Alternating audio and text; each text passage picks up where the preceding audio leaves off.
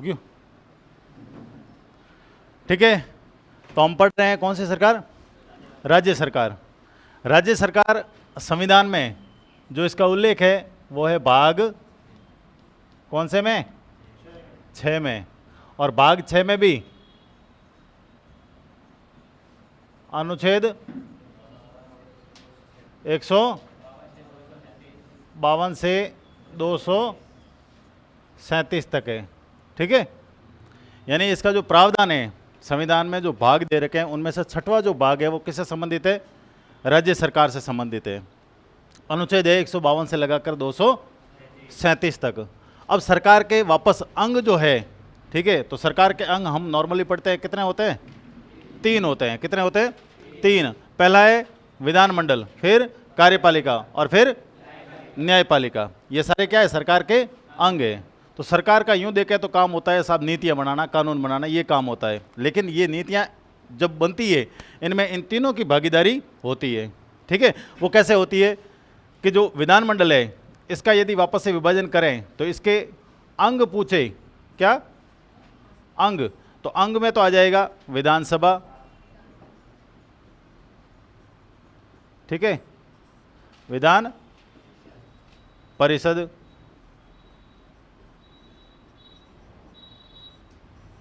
और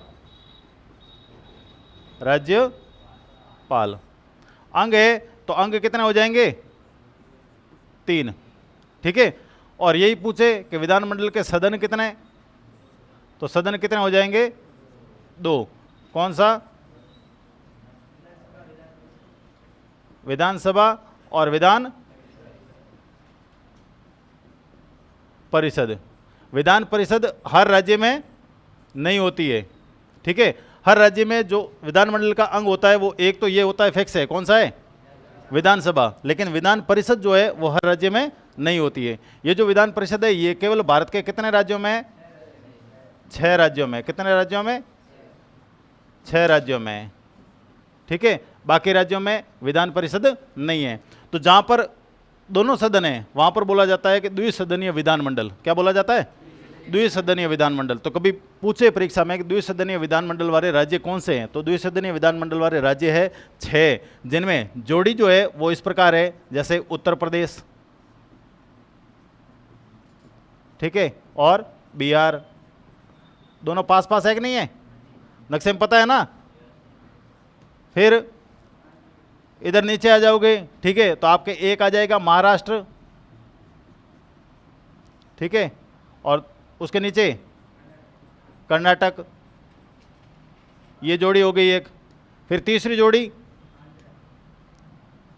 आंध्र प्रदेश और साथ में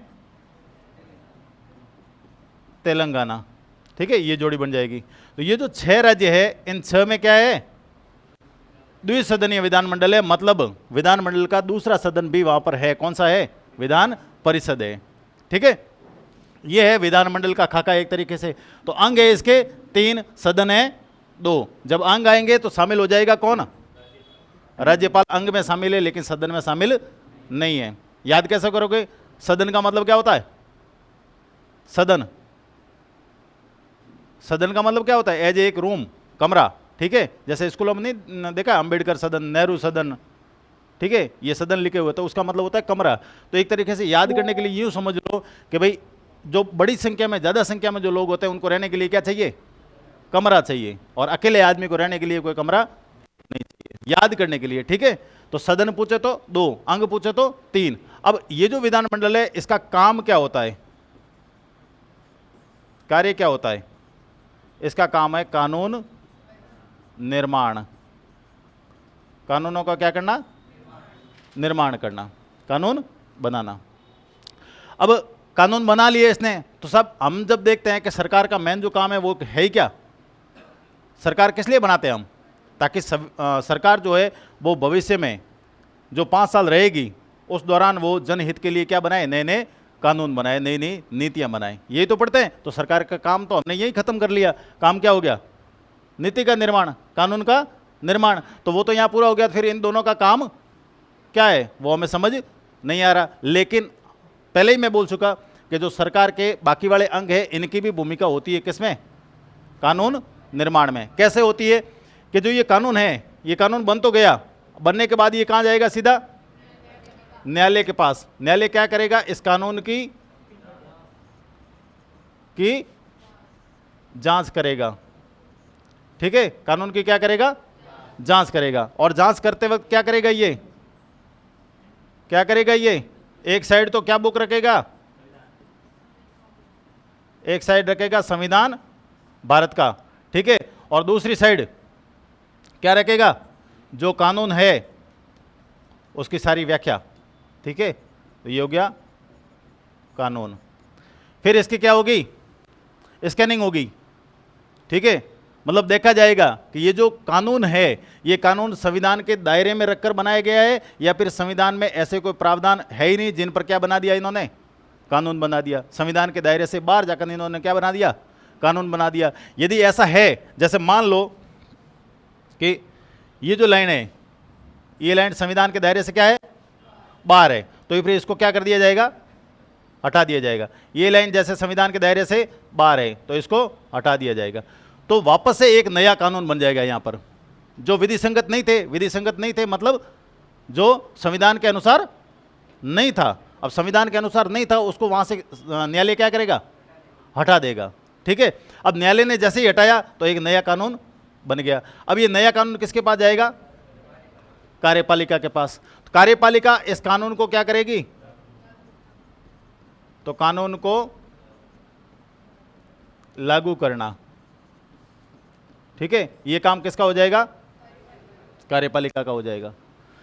कार्यपालिका कानूनों को क्या करती है, लागू। क्यों, क्योंकि आगे हम पढ़ेंगे, जैसे ही पहला जो आज का टॉपिक है वो हमारा यही है कि राज्य की जो कार्यपालिका है वो। अब कार्यपालिका आगे हम देखते हैं कि ये जो है कानून लागू करने में किस तरीके से अपनी भूमिका निभाता है। यहाँ तक समझ में आ गया ना सारा, कि भाई सरकार के जो 3 अंग है उन तीनों की भूमिका कैसे रही एक कानून निर्माण में। यहाँ से कानून बना, बन के सीधा कहाँ गया, कोर्ट में। कोर्ट ने क्या की, जांच। जांच के बाद सही पाया गया तो आगे लागू करने के लिए भेज दिया। यदि उसमें कुछ त्रुटियां है, विधि संगत कुछ ऐसे पॉइंट है जो नहीं है, ठीक है, तो उनको क्या कर देगी, कोर्ट हटा देगी, बाहर कर देगी, ठीक है। ये हो गया। उसके बाद है राज्य की कार्यपालिका। अब राज्य की कार्यपालिका जो सेंटर वाला हमारा पॉइंट था, जो कानून लागू करने का काम कर रही थी, उसको हम आज शुरू कर रहे हैं। जो कार्यपालिका है वो ये जाएगी कहाँ, भाग कौन सा होगा इसका भी, भाग तो 6 ही होना है, ठीक है। और शुरुआत में कार्यपालिका है तो इसके जो अनुच्छेद है, इसके जो अनुच्छेद है वो है 152 से 167 तक, ठीक है। यहां तक दे रखे हैं किसके लिए, ये राज्य की कार्यपालिका के लिए। आगे आएगी विधायिका, फिर आएगा न्यायपालिका, ऐसे करके पूरा ये जो है राज्य सरकार 237 तक जाके क्या होगा, खत्म होगा। तो शुरुआती कहां से, 152 से लगाकर 167 तक, 67 तक।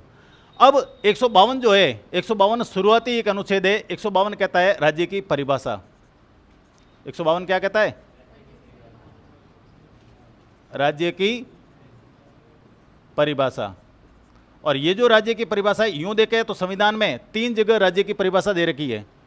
संविधान में कितनी जगह राज्य की परिभाषा दे रखी है, 3 जगह दे रखी है। इसके अलावा भी एक अनुच्छेद है 12, ठीक है, और एक अनुच्छेद है कौन सा, 36, ठीक है। लेकिन ये जो परिभाषा है राज्य की, कौन से अनुच्छेद के तहत, 152 के तहत ये जो राज्य की परिभाषा दे रखी है, ये इस 12 से और 36 से क्या है, अलग है।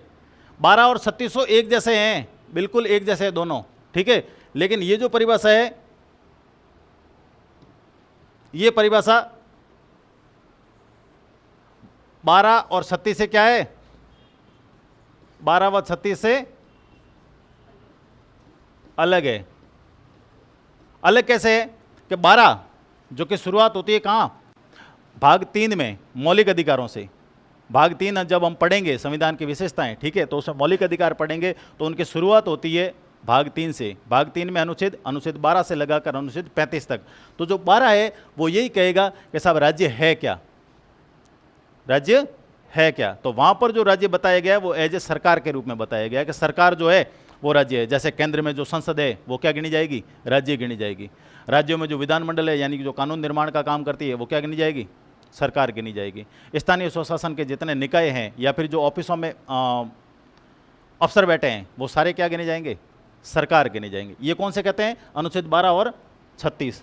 क्यों, क्योंकि उनका लेना देना ही उससे है। लेकिन जबकि 152 में जो राज्य की परिभाषा दे रखी वो राज्य कौन से हैं, भारत के भीतर जो प्रशासनिक सुविधाओं के लिए अलग अलग निकाय बनाए जाते, अलग अलग जो इकाइयाँ बनाई जाती है उनको जो प्रांत बोलते हैं हम, वो राज्य है यहाँ पर। ठीक है, जो वर्तमान में कितने हैं, 28 है। कितने हैं, 28 है। तो उस राज्य की परिभाषा यहाँ पर दे रखी है 152 में।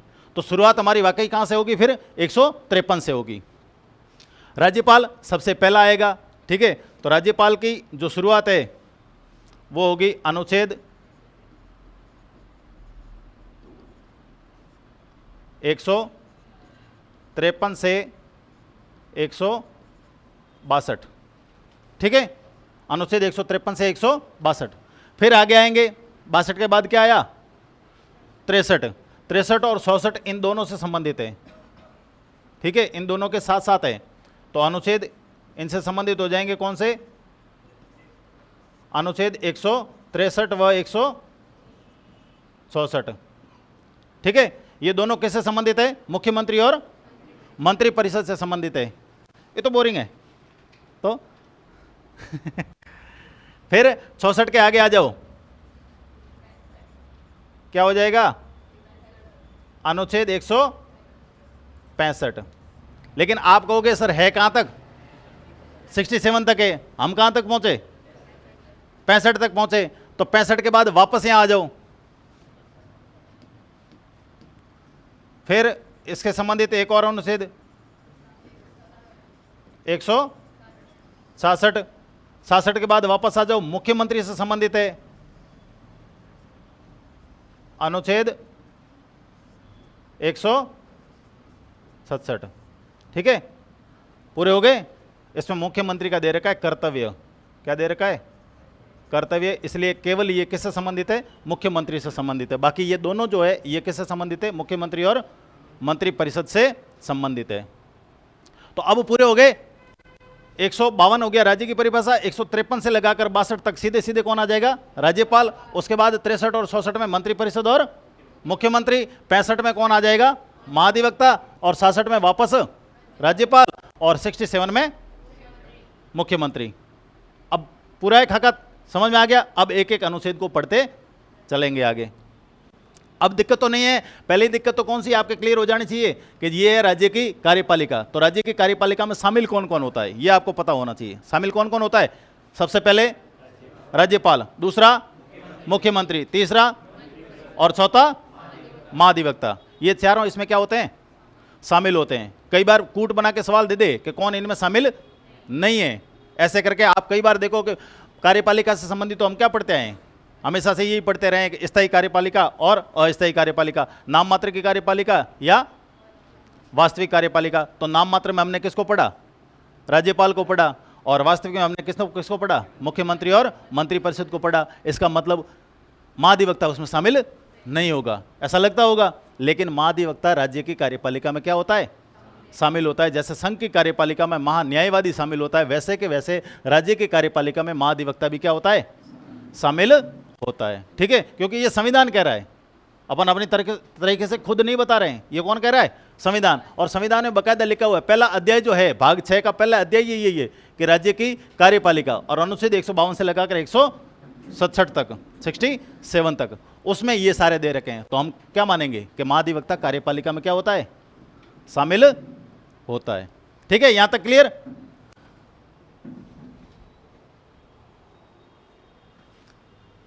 अब देखो, अब शुरुआत कर रहे हैं राज्यपाल से। ठीक है, शुरुआत कैसे कर रहे हैं, राज्यपाल से शुरुआत कर रहे हैं। राज्यपाल ये जो पद है, ठीक है, ये पद अपने आप में एक दो विशेषताएं रखता है। क्या रखता है, एक तो ये कि ये राज्य का क्या होता है, राज्य का संवैधानिक प्रमुख होता है। जिस प्रकार देश का प्रमुख, राष्ट्र का जो प्रमुख होता है वो कौन होता है? राष्ट्रपति। वैसे के वैसे राज्यों में यदि संवैधानिक प्रमुख है तो वो कौन है? राज्यपाल है। दूसरा इसको बोला जाता है केंद्र का एजेंट। ठीक है, राज्यों में ये केंद्र का क्या होता है?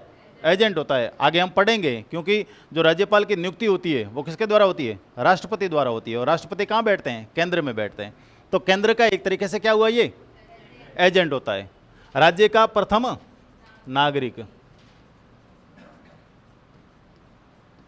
राज्य का प्रथम नागरिक। ठीक है, ये कई बार विशेषताओं पूछ लेते हैं। ठीक है, कूट बन जाएंगे, फिर आपसे कहेंगे कौन सा असत्य है कौन सा सत्य है, ऐसे बन जाएगा। तो राज्य का संवैधानिक प्रमुख कौन होता है? राज्यपाल। केंद्र का एजेंट कौन होता है? राज्यपाल। राज्य का प्रथम नागरिक कौन होता है? राज्यपाल। ठीक है, जिस प्रकार देश का प्रथम नागरिक किसको माना जाता है? राष्ट्रपति को, वैसे ही राज्य का प्रथम नागरिक को माना जाता है। वैसे अलग से कोई राज्य की नागरिकता नहीं है भारत में। ठीक है, राज्य की अलग से कोई नागरिकता नहीं होती है। अमेरिका में जो फेडरल सिस्टम है वहाँ पर होता है कि भाई राज्य को अलग से एक नागरिकता दे रखी होती है, कि अमेरिका देश का खुद का अलग एक नागरिकता मिलेगी और उसको राज्य की अलग से एक नागरिकता मिलेगी। यहाँ पर कोई ऐसा थोड़ी कहता है, आप जब फॉर्म भरते हो किसी चीज़ का तो उसमें नेशनलिटी जो होती है, राष्ट्रीयता जो होती है, नागरिकता जो होती है, वो हम क्या भरते हैं? इंडियन या भारतीय भरते हैं। ठीक है, उसमें ऐसा लिखा आता है कि राजस्थानी है हम, गुजराती है हम, महाराष्ट्रियन है, ऐसा नहीं लिखते हैं ना। तो राज्यों की यहाँ पर कोई अलग से नागरिकता का प्रावधान नहीं है। लेकिन जनरली कई बार किताबों में छपा हुआ रह जाता है कि राज्य का प्रथम नागरिक कौन है, तो वो होता है राज्यपाल होता है। ठीक है, फिर राज्यपाल वहाँ 152 तक हो चुका। 152 के बाद जो राज्यपाल का पद है वो यहाँ पर शुरू होगा अनुच्छेद 153 से। अनुच्छेद 153 कहता क्या है? अनुच्छेद 153 कहता है कि प्रत्येक राज्य का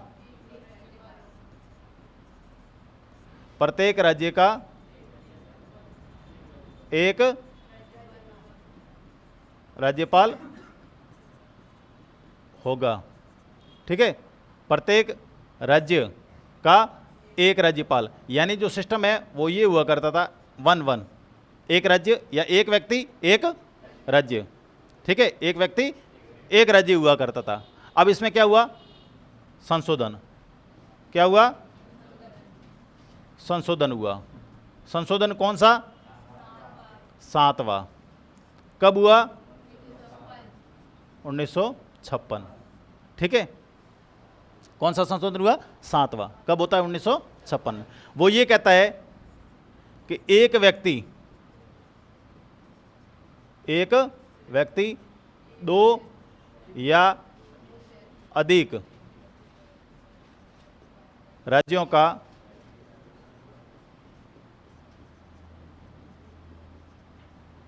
राज्यपाल नियुक्त किया जा सकता है। ठीक है, यानी अब सिस्टम क्या हो जाएगा? 1, लेकिन इधर 1+1 या फिर और। ठीक है, ये सिस्टम हो जाएगा अब के लिए। तो ये अब वाले में पहले क्या था? ये तो मूल संविधान में प्रावधान क्या था? एक व्यक्ति एक ही राज्य का क्या हो सकता है? राज्यपाल हो सकता है। लेकिन 7वें संविधान संशोधन अधिनियम 1956 के द्वारा ये लाइन जोड़ दी गई। ठीक है, कि एक व्यक्ति 2 या अधिक राज्यों का राज्यपाल भी नियुक्त किया जा सकता है। स्पेशली यदि पूछे कि इस अधिनियम की धारा कौन सी है, तो धारा कौन सी है? 6। ठीक है, धारा 6 में ये लाइन लिखी गई है। इस अधिनियम द्वारा और क्या किया गया? इस अधिनियम द्वारा पदनाम बदला गया। पद नाम में बदलाव। पदनाम में बदलाव। पदनाम में बदलाव मतलब पहले क्या हुआ करता था? राज प्रमुख हुआ करता था। राज प्रमुख से बदलकर क्या कर दिया? राज्यपाल। ठीक है, तो कभी पूछ ले कि राज प्रमुख के पद नाम को बदलकर राज्यपाल कब किया गया? तो 7वें संविधान संशोधन अधिनियम 1956 द्वारा। ठीक है, तारीख यदि कभी पूछ ले तो 1 नवंबर 1956। ठीक है, ये तारीख याद हो, अगर कभी पढ़ा हो राजस्थान का एकीकरण, उसमें चरण पढ़े हो, तो सबसे अंतिम जो चरण है वो राजस्थान के एकीकरण का कौन सी तारीख को संपन्न होता है? 1 नवंबर 1956 को होता है। ठीक है, तो ये अनुच्छेद 153 के बारे में। 153 क्लियर? एक व्यक्ति एक राज्य, कहां था? मूल संविधान में। 7वें संविधान अधिनियम द्वारा क्या कर दिया? 1+1 यानी कि 2 या अधिक राज्यों का राज्यपाल भी बनाया जा सकता है।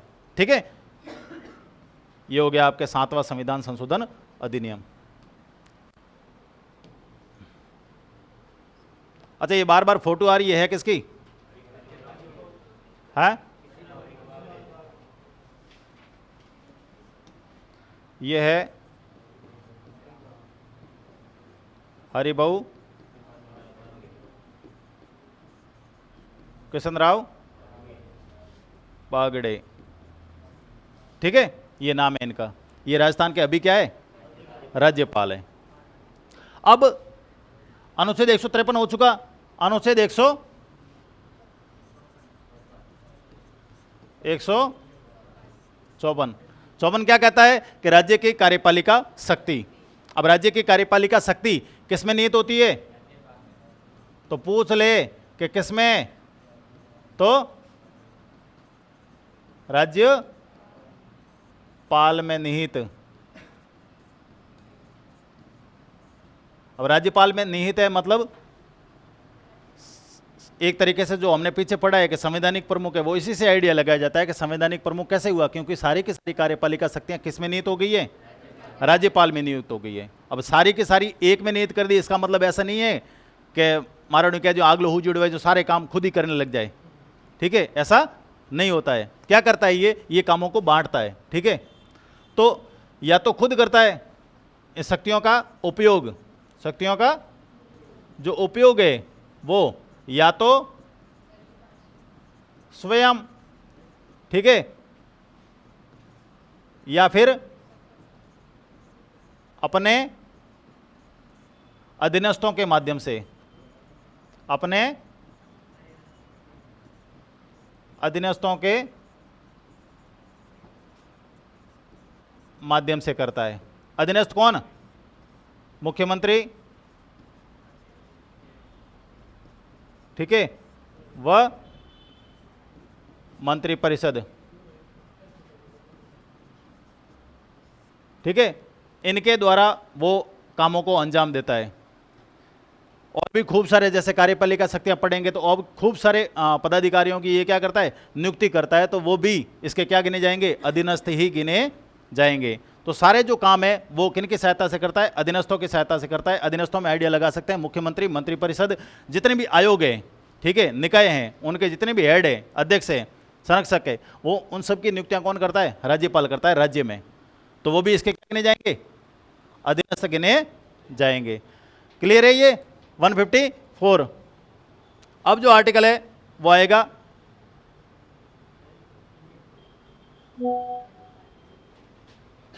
कौन सा आर्टिकल आ जाएगा? ये अनुच्छेद 155। कंटिन्यू चल रहे हैं, आर्टिकल तो सारे करने पड़ेंगे। क्यों? क्योंकि राज्यपाल से सिंपल सवाल यही बनता है आर्टिकल का, और लगता सबसे टफ है।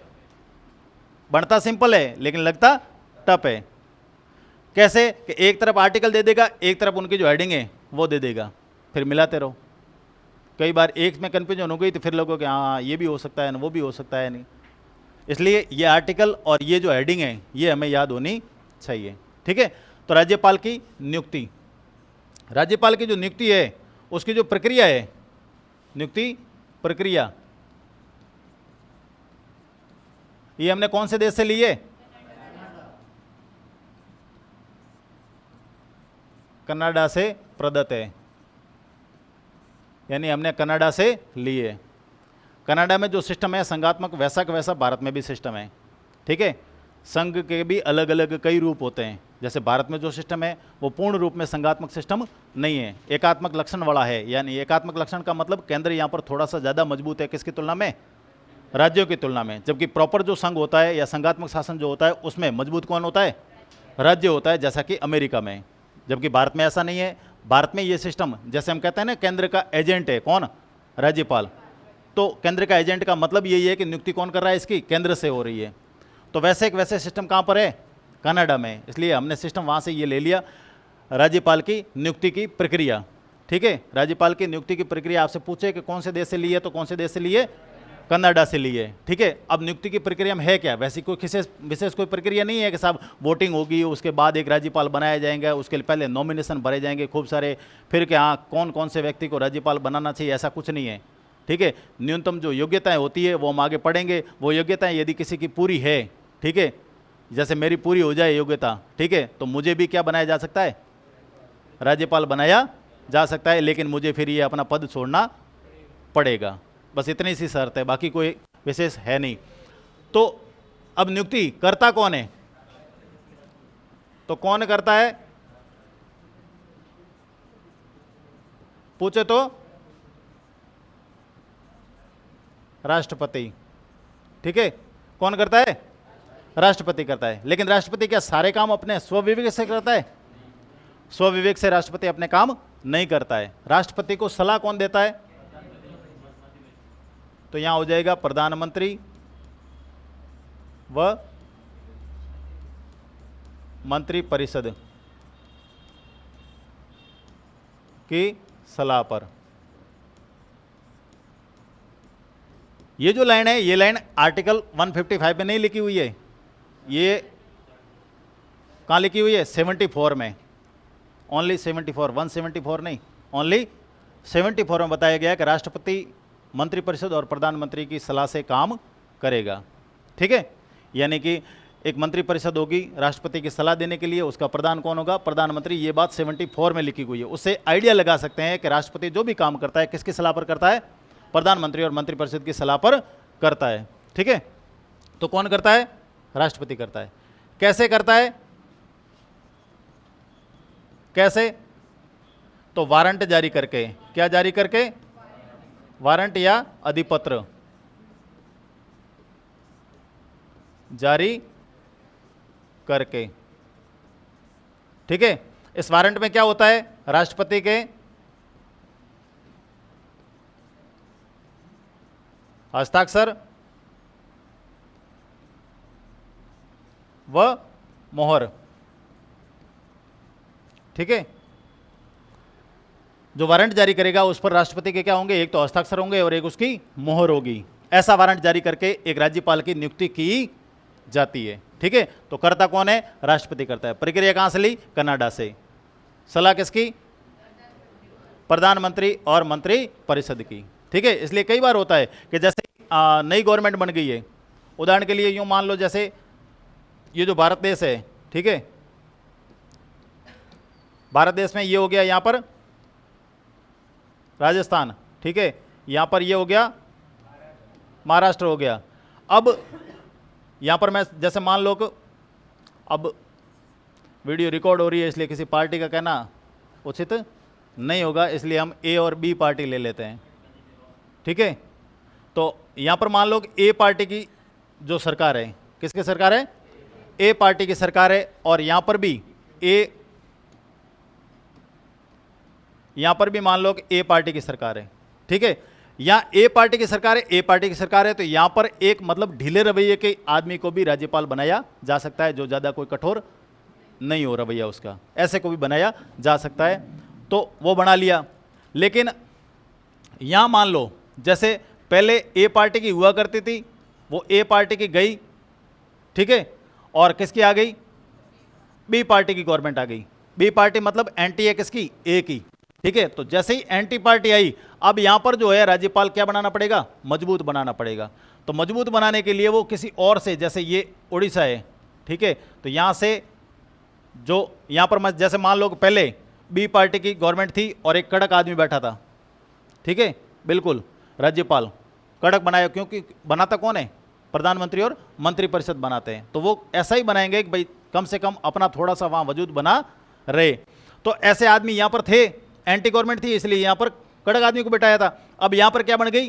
एंटी गवर्नमेंट बन गई, और यहां पर बन गई खुद की पार्टी की, खुद की मतलब ए की गवर्नमेंट यहां बन गई, ए की गवर्नमेंट बन गई, और यहां पर बन गई बी की। तो सीधी सी बात है, अब यहां पर ए में नॉर्मल रवैये वाला आदमी भी चलेगा, ज़्यादा कोई कट्टर होना जरूरी नहीं है, ज़्यादा कठोर होने की जरूरत नहीं है। तो इस आदमी को कहां भेज दिया जाएगा, यहां भेज दिया जाएगा। क्यों? क्योंकि यहां पर एंटी पार्टी की गवर्नमेंट बन चुकी है। ठीक है, तो ये सारे के सारे काम होते हैं इधर से, ये ठीक है, ये करती है, इसलिए बोला जाता है कि ये केंद्र का एक क्या होता है, राज्य में एजेंट होता है। क्या होता है?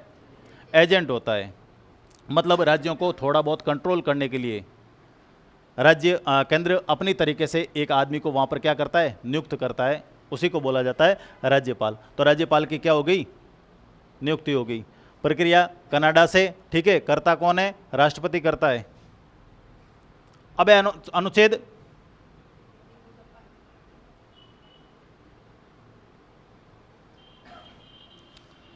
अनुच्छेद आ जाएगा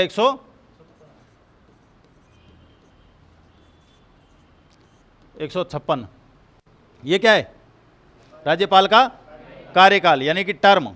टर्म का मतलब होता है कार्यकाल, term of office of governor. ठीक है, यानी कि इसका कार्यकाल होगा कितना।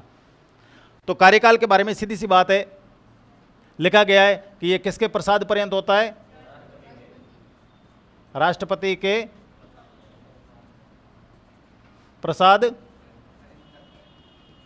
पर्यंत अपने पद पर रहता है।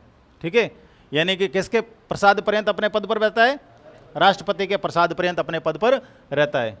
फिर यदि इसको क्या देना पड़े, त्याग पत्र देना पड़े, इस्तीफा देना पड़े, तो किसको सौंपेगा, किसको, राष्ट्रपति को।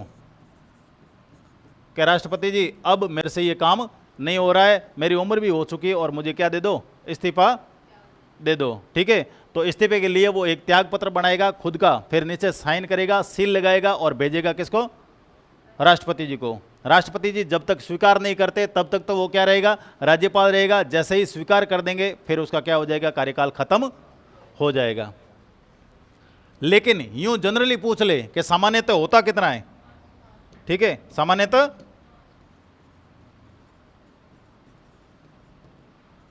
जो होता है वो होता है 5 वर्ष।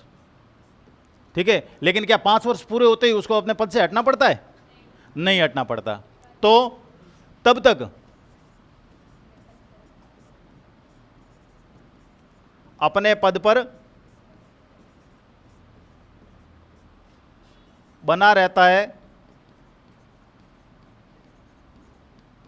जब तक उसका उत्तराधिकारी पद ग्रहण नहीं कर लेता। ठीक है, जब तक पद ग्रहण नहीं कर लेता तब तक वो अपने पद पर बना रहेगा। जैसे मान लो कि ये क्या है, अपने एक राज्यपाल जी है। ठीक है, ये राज्यपाल जी का कार्यकाल अपने हो रहा है 25/4/2025 को पूरा हो रहा है। पूरा मतलब कितने साल, 5 साल पूरे हो रहे हैं। इनके कार्यकाल के जो टर्म है वो कब पूरी हो रही है, 25 अप्रैल को पूरी हो रही है। लेकिन अभी तक केंद्र ने कोई विचार किया ही नहीं कि, जैसे ये राजस्थान है, केंद्र ने कोई विचार किया ही नहीं कि राजस्थान में अगला राज्यपाल किसको बनाया जाए। जब तक विचार किया नहीं तब तक डेट भी आ गई, कौन सी, 25 अप्रैल भी आ गई, लेकिन अभी तक विचार हुआ नहीं। तो ये आगे तब तक बने रहेंगे, जैसे मान लो कि केंद्र 1 मई को तय करती है, 1 मई 2025 को तय करती है नया एक बी नाम का आदमी कि साहब ये जाके अगला राजस्थान का क्या होगा, राज्यपाल होगा। तो ये जो डेट है, बीच का गैप है, यहाँ पर भी राज्यपाल कौन होगा, यही आदमी होगा। ठीक है, तो कहने का मतलब यही है कि जब तक तब तक अपने पद पर बना रहेगा जब तक कि अगला उसका उत्तराधिकारी पद ग्रहण नहीं कर लेता। उत्तराधिकारी से मतलब उसके बेटे से होने से नहीं है, उत्तराधिकारी का मतलब है उसका अगला जो पद संभालने वाला व्यक्ति है उससे है। उत्तराधिकारी का कई बार जनरली मतलब निकाल लो साहब, ये तो कौन होता होगा, बेटा होता होगा। यहाँ पर वंशवाद नहीं है, वंशानुगत ये पद नहीं है जिस पर आप ब्रिटेन में होते हैं राष्ट्रपति जी का जो पद होता है वो कैसा है, वंशानुगत है। लेकिन भारत में कोई भी पद वंशानुगत नहीं है। ठीक है, तो कार्यकाल समझ में आ जाएगा, राष्ट्रपति के प्रसाद पर्यंत अपने पद पर बना रहता है। त्यागपत्र सौंपना है तो किसको सौंपेगा, राष्ट्रपति जी को। सामान्यतः कहे तो कितना होता है, 5 साल का होता है, और पद पर तब तक बना रहता है जब तक उसका उत्तराधिकारी पद ग्रहण कर नहीं लेता। ठीक है, ये गैप समझ में आ गया। अब कौन सा आर्टिकल आएगा, 56 तक हो चुका, 100 ये हो जाएगा अनुच्छेद 157। 157 कहता है कि राज्यपाल के रूप में नियुक्ति के लिए अर्हताएं, अर्हताएं मतलब इंग्लिश शब्द देख लेना पेपर में। ठीक है, क्या लिखा है, क्वालिफिकेशंस। क्या लिखा है, क्वालिफिकेशंस। तो अर्हताओं को बोला जाता है योग्यताएं। ठीक है, अर्हता मतलब योग्यताएं। तो कैसे व्यक्ति को राज्यपाल बनाया जाएगा, कम से कम कुछ योग्यताएं तो होनी चाहिए ना। अब आप भी जो फॉर्म भरा है बिना योग्यता के तो कोई फॉर्म नहीं भरा होगा। जो मिनिमम क्वालिफिकेशन होती है वो आपके पास है, इसलिए आपने क्या भरा है, फॉर्म भरा है। जो नहीं होती तो आप फॉर्म के एलिजिबल नहीं होते, आपका फॉर्म एक्सेप्ट भी नहीं होता। एक्सेप्ट कब हुआ है, जब आपके पास न्यूनतम जो योग्यता है वो है आपके पास। तो वैसे के वैसे राज्यपाल के लिए भी कुछ न्यूनतम योग्यताएं होनी चाहिए, वो होगी तो ही ऐसे व्यक्ति को क्या नियुक्त किया जा सकता है, राज्यपाल नियुक्त किया जा सकता है। तो सबसे पहली जो है वो क्या है कि ये क्या होना चाहिए, भारत का नागरिक होना चाहिए। यहां पर कहीं पर भी संविधान में शब्द नहीं लिखा हुआ है जन्म से, संविधान में कोई भी शब्द ऐसा नहीं लिखा हुआ है जिससे हम अर्थ निकाले कि जो नागरिक है वो जन्म से होना चाहिए। ये संविधान में नहीं लिखा हुआ है, तो हमें एक्स्ट्रा जानना भी नहीं है। कई बार प्रश्न में दे दे कि राजस्थान के यानी कि जो राज्यपाल है उसकी योग्यताओं में के संबंध में निम्नलिखित में से कौन सा कथन गलत है। फिर एक कथन ये दे दे कि वह जन्म से भारत का नागरिक होना चाहिए। अब आप कहोगे नागरिक तो होना चाहिए, ठीक है ये तो पढ़ा था, लेकिन जन्म वाला तो नहीं पढ़ा था। लेकिन हाँ, हो सकता है इसने डीप में सवाल बनाया होगा तो दे दिया होगा कि जन्म से। तो डीप में कितना बनाएगा, डीप में होता तो हम भी बढ़ा लेते डीप में। ठीक है, लेकिन डीप पे कुछ नहीं है, केवल इतना ही लिखा है कि भारत का क्या होता है, नागरिक होना चाहिए। ये नहीं कि वो कैसा हो, जन्म से हो। बाद में जन्म भले कहीं हुआ हो और नागरिकता भारत की ले रखी है तो वो आदमी भारत का किसी भी राज्य का राज्यपाल नियुक्त किया जा सकता है। एक और जो योग्यता है वो उसके पास पूरी होनी चाहिए कि 35 वर्ष की आयु पूर्ण कर चुका हो। आयु कितनी पूर्ण हो चुकी हो, 35 वर्ष की आयु पूर्ण हो चुकी हो। 35 वर्ष की पूरी नहीं हो रखी है तो भी वो एलिजिबल नहीं है, योग्य नहीं है, उसकी क्वालिफिकेशन अभी तक पूरी नहीं हुई है। 33-34 साल का है तो उसको रोका जाएगा, 1-2 साल और रुक जाओ, फिर आपको कहीं न कहीं राज्य का कोई राज्यपाल बना दिया जाएगा। तो योग्यताएं कितनी दे रखी है, 2। पहला क्या होना चाहिए, भारत का नागरिक हो, और दूसरा 35 वर्ष की आयु पूरी कर चुका हो। आर्टिकल 157, अनुच्छेद 157। ठीक है, आगे जो आर्टिकल है वो है आर्टिकल 158, अनुच्छेद 158 है। अनुच्छेद 158 ये कहता है पद की शर्तें,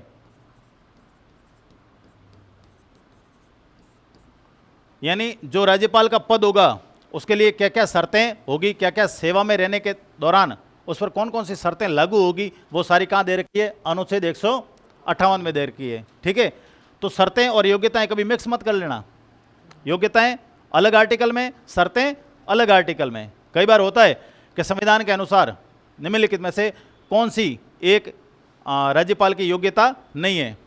ठीक है, अब वो 2 लाइनें तो वो लिख देगा, ठीक है, फिर एक आध लाइन ये लिख देगा कि किसी लाभ का पद पर नहीं हो, किसी लाभ के पद पर न हो। ठीक है, अब हम पढ़ेंगे कि साहब पढ़ा तो हमने दोनों है, ठीक है, ये भी पढ़ा था कि देश का नागरिक हो, 35 वर्ष की आयु पूरी कर चुका हो, लाभ के पद पर नहीं होना चाहिए।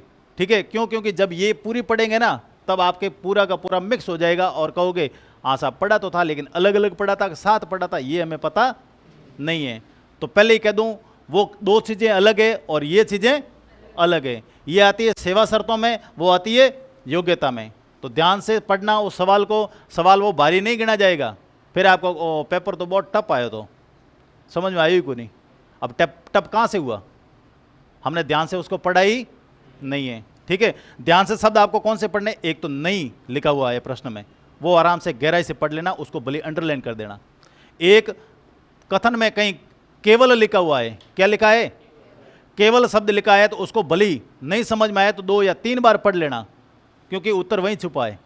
ज़्यादातर आंसर वही होते हैं जिसमें क्या लिखा हो, केवल शब्द लिखा हो, वो ज़्यादातर क्या होते हैं? उत्तर होते हैं। ठीक है, तो ये बाकी तो नहीं डालेगा, बाकी तो लग जाएगा कहाँ शर्तें हैं, लेकिन लाभ के पद का ये लगेगा हाँ ये भी एक योग्यता होती है उसकी, भाई होती होगी कि लाभ के पद धारण नहीं किया हो, ऐसी योग्यता होती होगी। सर पढ़ाने में भूल गए होंगे, पता नहीं रहा होगा। ठीक है, अब सवाल तो आ गया, हमें अटेंड करना पड़ेगा। तो पहले ही बता दूं 2 योग्यताएं हैं केवल, बाकी ये सब क्या है? शर्तें हैं। ठीक है, तो पहली शर्त क्या कहती है? वो पहली शर्त कहती है कि राज्यपाल संसद के किसी सदन का या किसी राज्य के विधानमंडल के किसी सदन का सदस्य नहीं होगा। लाइन लंबी है लेकिन समझने लायक है। कैसी है? कि शब्द क्या है? संसद। संसद के 2 सदन, कौन सा? लोकसभा और राज्यसभा। फिर यहां पर एक विधानमंडल है, राज्यों में जो विधानमंडल होते हैं उसके भी कितने सदन होते हैं? अभी हमने पढ़ाया था, अभी पढ़ाया ना हमने। तो 2 सदन कौन से? एक विधानसभा और दूसरा विधान परिषद।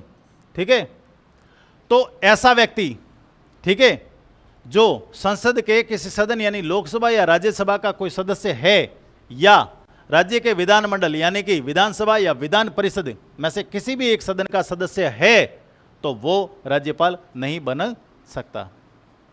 ठीक है, ये आदमी एक, ठीक है, अभी किसका है? विधानसभा का सदस्य है। विधानसभा सदस्य मतलब अभी एमएलए साहब है, गाड़ी के आगे बड़ा सा लिखा हुआ है एमएलए। ठीक है, ऐसा आदमी है। अब इसको मन जज गया कि साहब एमएलए साहब है, बूढ़े हो चुके हैं, कहीं और अड़ंगा डलाएंगे। ठीक है, इससे बढ़िया इनको क्या बना दिया जाए? इनको बना दिया जाए राज्यपाल, बना दिया जाए। तो पहला तो ये बताओ कि इनको राज्यपाल बनाया जा सकता है? इनको राज्यपाल बनाया जा सकता है? ये जब पहले से क्या है? एमएलए। तो ये राज्यपाल जो है ये एक बड़ा पद है। अब बड़े पद के लिए छोटे मोटे रोड़े सामने नहीं आते हैं। ठीक है, छोटे मोटे रोड़े मतलब एमएलए, एमपी, ये कोई सामने इनके लिए कोई बड़े पद नहीं है, इसलिए ये इनको राज्यपाल बनने से कहीं नहीं रोकते हैं। बस शर्त इतनी है कि यदि ये इसका सदस्य है तो मान लो कि जैसे 25 अप्रैल आ गई, बार बार तारीख मेरे ये आ रही है, कोई खास है पता नहीं। ठीक है, 25 अप्रैल 2025 को ये राज्यपाल के रूप में क्या ले रहे हैं? शपथ ले रहे हैं, जबकि एमएलए है। ठीक है, तो जैसे ही ये शपथ लेंगे 25/4/2025 को, उस तिथि से ये जो सीट है, ये सीट क्या हो जाएगी? रिक्त हो जाएगी। क्या हो जाएगी? रिक्त हो जाएगी। सेम वैसा वैसा है, विधानसभा की जगह लोकसभा का सदस्य भी हो सकता है, राज्यसभा का सदस्य हो सकता है, विधान परिषद का भी हो सकता है, किसी का भी हो। कंडीशन एक ही है कि यदि वो राज्यपाल के रूप में जिस तिथि को शपथ लेगा या जिस तिथि को पद ग्रहण करेगा, उस तिथि से उसकी जो पीछे वाली सीट है वो क्या गिनी जाएगी? रिक्त, खाली मानी जाएगी। ठीक है, अब ऐसा तो बिल्कुल ही नहीं कि भाई हाँ पूरे कट्टर बन के बैठ जाए। नहीं साहब, एमएलए है तो बिल्कुल ये राज्यपाल तो बन ही नहीं सकता। बन तो सकते हैं लेकिन उसको फिर ये पद छोड़ना पड़ेगा। ये सीट अपने आप क्या मानी जाएगी? रिक्त मानी जाएगी। यहाँ पर फिर क्या करवाए जाएंगे? उपचुनाव करवाए जाएंगे। ठीक है, तो समझ में आ गई पहली लाइन पूरी कि संसद कि किसी सदन या राज्य के विधानमंडल के किसी सदन का वो सदस्य नहीं होगा। बाद में तो हो ही नहीं सकता। ये भी शर्त है कि साहब राज्यपाल बनने के बाद अब मन जस गया कि साहब एमएलए का चुनाव लड़ लूं, ठीक है, तो भी नहीं है एलिजिबल। वो 2 पदों पर साथ में नहीं रह सकता, एक पद उसको छोड़ना पड़ेगा। फिर राज्यपाल अन्य कोई लाभ का पद धारण नहीं करेगा। राज्यपाल रहते कोई लाभ का पद वो धारण नहीं करेगा। ऐसा नहीं कि साहब चतुर्थ श्रेणी के फॉर्म बहुत बढ़िया आ रखे हैं, 56,000 की पद की मतलब कोई वैल्यू रखते हैं, ठीक है, राज्यपाल तो 5 साल का हूँ, पता नहीं बाद में रहूँगा या नहीं रहूँगा, ये वैकेंसी चूक जाऊँगा तो बढ़िया है, मैं भी क्या डाल दूँ, फॉर्म डाल दूँ, ठीक है। तो आप लाभ का पद धारण नहीं कर सकते। चपरासी बन जाओगे, 4th ग्रेड में आपका सिलेक्शन हो जाएगा, उसके बाद आपका ये राज्यपाल का पद क्या माना जाएगा, खाली माना जाएगा। साहब आपने राज्यपाल का पद छोड़ दिया है तो आपको पहले त्याग पत्र देना पड़ेगा, फिर जाके फॉर्म अप्लाई करना पड़ेगा। करोगे ना? उसमें वेतन कितना है राज्यपाल का? 3.5 लाख है, और यहाँ 35,000 है। बढ़िया है ना? अरे मिलेगा, 8वां वेतन आयोग लगेगा, तनख्वाहें बढ़ेगी, खूब बढ़ेगी, नौकरी तो लो है। आया था ना अखबार में, एक पद के लिए कितने कॉम्पिटिटर है? 46 है। 46 जनों में टक्कर है। अब ऐसा नहीं है कि एक यहां से बन जाओ, 46 जना है थे अंग जातरो, एक लो मैच बनू, ठीक है। अगर ऐसा भी सिस्टम होता तो पता नहीं लोग तो सेट ही कर लेते कि मैं 46 आदमी लेके आ रहा हूं, एक मुझे लगा दो, वो मना कर देंगे, है। ऐसा होता नहीं है। हो सकता है एक ही कमरे से सिलेक्शन हो जाए, हो सकता है पूरे सेंटर में से किसी का सिलेक्शन नहीं हो, ठीक है, कुछ भी हो सकता है। तो ऐसा नहीं है कि 26 के अनुपात में, हाँ 46 के अनुपात में एक लेना है तो 46 आदमी सर मैं ले आया, ठीक है अध्यक्ष महोदय, मैं 46 आदमी अपने पीछे ले आया हूं, इनको सबको आप भले इनके फॉर्म क्या कर दो, रिजेक्ट कर दो और सिलेक्शन मेरा करवा दो। ऐसा सिस्टम नहीं है, ठीक है। कंपटीशन है कि 46 में से एक का क्या होगा, चयन होगा, ठीक है।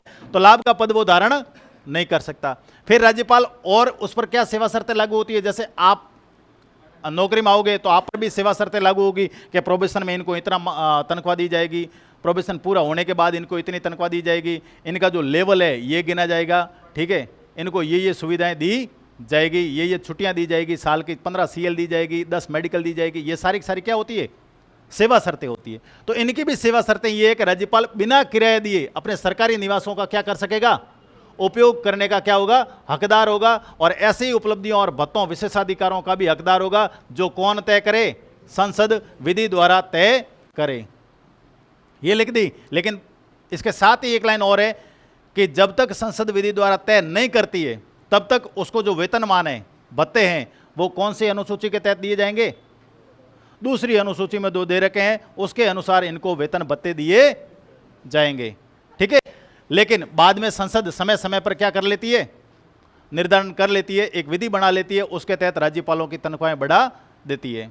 तो संसद विधि द्वारा राज्यपाल की तनख्वाह या फिर उसके वेतन में वृद्धि कर सकती है। और राज्यपाल की जो वेतन है वो निश्चित कौन करती है, आपसे पूछे तो राष्ट्रपति ऑप्शन क्लिक मत करना। वेतन वृद्धि या फिर वेतन से संबंधित जो निर्धारण नीति बनाती है, विधि बनाती है, वो कौन बनाती है, संसद बनाती है, राष्ट्रपति नहीं करता है। हर बार में राष्ट्रपति मत घुसा देना कि साहब नियुक्ति में राष्ट्रपति था, त्याग पत्र में राष्ट्रपति था, तो वेतन में भी कौन होगा, राष्ट्रपति होगा। राष्ट्रपति तो खुद भरोसे हैं किसके, संसद की विधि के, क्या संसद विधि बनाए और राष्ट्रपति की तनख्वाह क्या हो, वेतन क्या हो, सॉरी तनख्वाह, वीडियो रिकॉर्डिंग हो रही है, मानदेय बोलते हैं उसको, क्या बोलते हैं, मानदेय बोलते हैं, मोहर बोले तनख्वाह। तो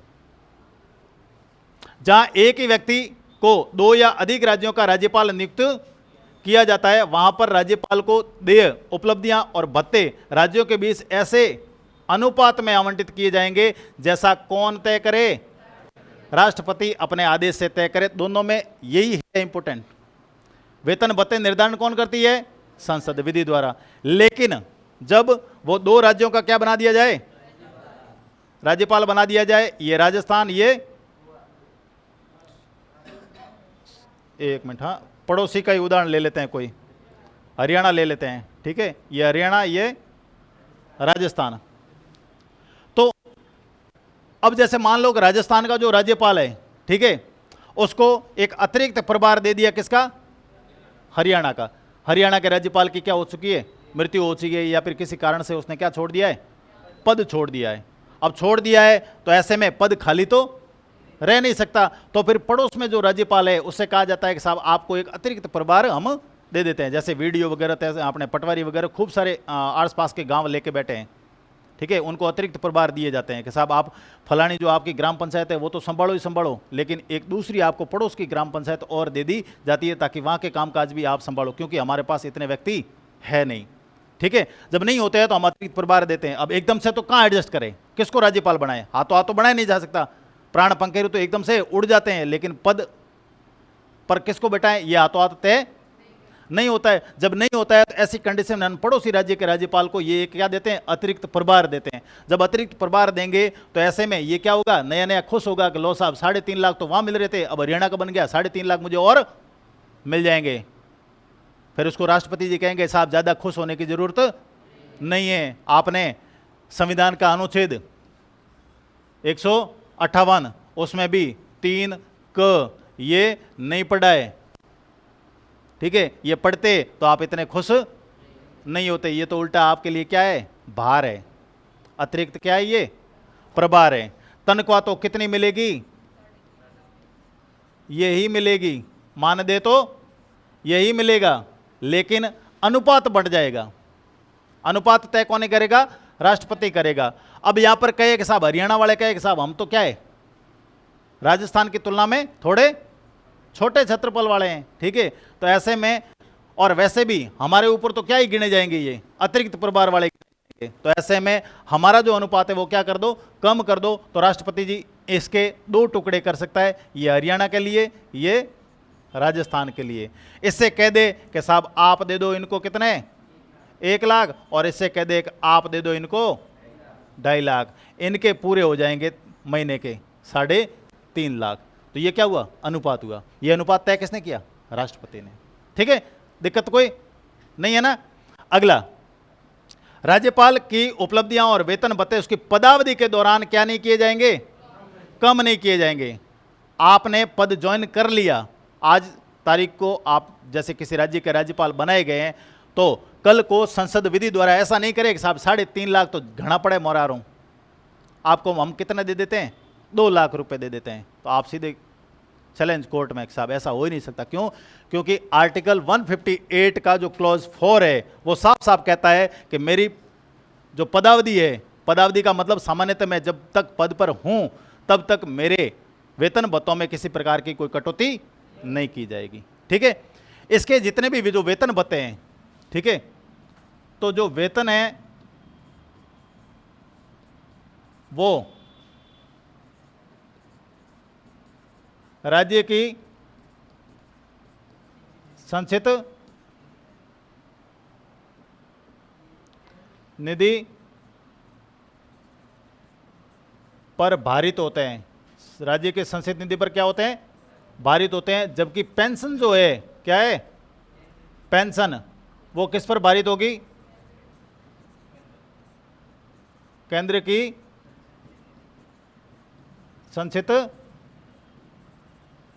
निधि पर, ठीक है, पारित होगी। समझ में आ गया।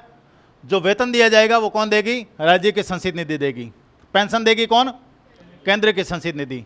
क्यों, क्योंकि ये भाई साहब तो यहां से राजस्थान से खिसक कर कहां चल दिए, राजस्थान थे, राजस्थान से खिसक कर कहां चल दिए, हरियाणा। कल को कहां के बनाए जा सकते हैं, यूपी के, फिर उड़ीसा, फिर आंध्र प्रदेश, फिर कर्नाटक, किसी के भी बनाए जा सकते हैं।